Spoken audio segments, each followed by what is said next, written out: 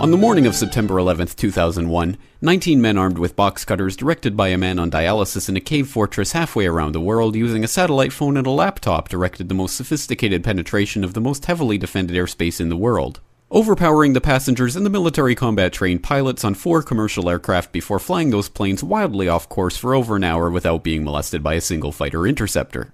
These 19 hijackers, devout religious fundamentalists who like to drink alcohol, snort cocaine, and live with pink-haired strippers, managed to knock down 3 buildings with 2 planes in New York, while in Washington, a pilot who couldn't handle a single-engine Cessna was able to fly a 757 in an 8,000-foot descending 270-degree corkscrew turn to come exactly level with the ground, hitting the Pentagon in the budget analyst office where DoD staffers were working on the mystery of the $2.3 trillion that Defense Secretary Donald Rumsfeld had announced missing from the Pentagon's coffers in a press conference the day before, on September 10th, 2001.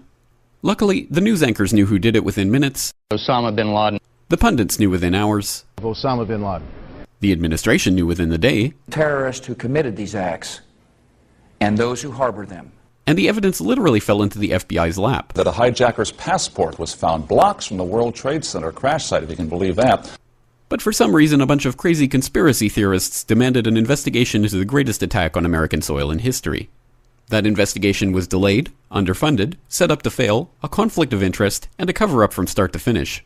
It was based on testimony extracted through torture, the records of which were destroyed.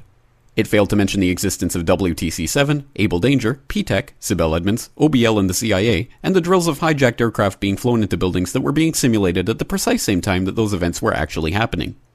It was lied to by the Pentagon, the CIA, the Bush administration, and as for Bush and Cheney, well, no one knows what they told it because they testified in secret, off the record, not under oath, and behind closed doors. It didn't bother to look at who funded the attacks because that question is ultimately of little practical significance. Still, the 9/11 Commission did brilliantly answering all of the questions the public had, except most of the victims' family members' questions, and pinned blame on all the people responsible, although no one so much as lost their job, determining the attacks were failure of imagination. Because nobody in our government, at least, and I don't think the prior government that could envision flying airplanes into buildings. Except the Pentagon, FEMA, NORAD, and the NRO. The DIA destroyed 2.5 terabytes of data on Able Danger, but that's okay because it probably wasn't important. The SEC destroyed their records on the investigation into the insider trading before the attacks, but that's okay because destroying the records of the largest investigation in SEC history is just part of routine record keeping. NIST has classified the data that they used for their model of WTC-7's collapse, but that's okay because knowing how they made their model of the collapse would jeopardize public safety. The FBI has argued that all material related to their investigation of 9/11 should be kept secret from the public, but that's okay because the FBI probably has nothing to hide. This man never existed, nor is anything he had to say worthy of your attention, and if you say otherwise, you are a paranoid conspiracy theorist and deserve to be shunned by all of humanity. Likewise him, and her, and her, and her, and him. Osama bin Laden lived in a cave fortress in the hills of Afghanistan, but somehow got away. Then he was hiding out in Tora Bora, but somehow got away.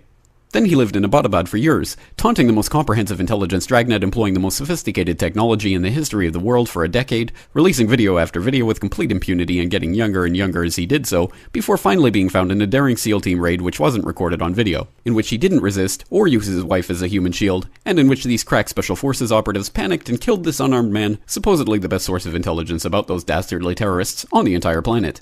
Then they dumped his body in the ocean before telling anyone about it. Then a couple dozen of that team's members died in a helicopter crash in Afghanistan. This is the story of 9/11, brought to you by the media which told you the hard truths about his head could be seen to move violently forward.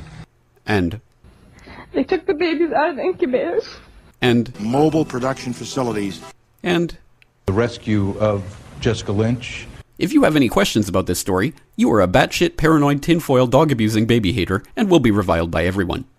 If you love your country and or freedom, happiness, rainbows, rock and roll, puppy dogs, apple pie, and your grandma, you will never ever express doubts about any part of this story to anyone. Ever.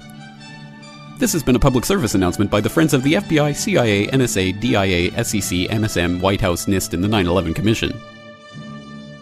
Because ignorance is strength.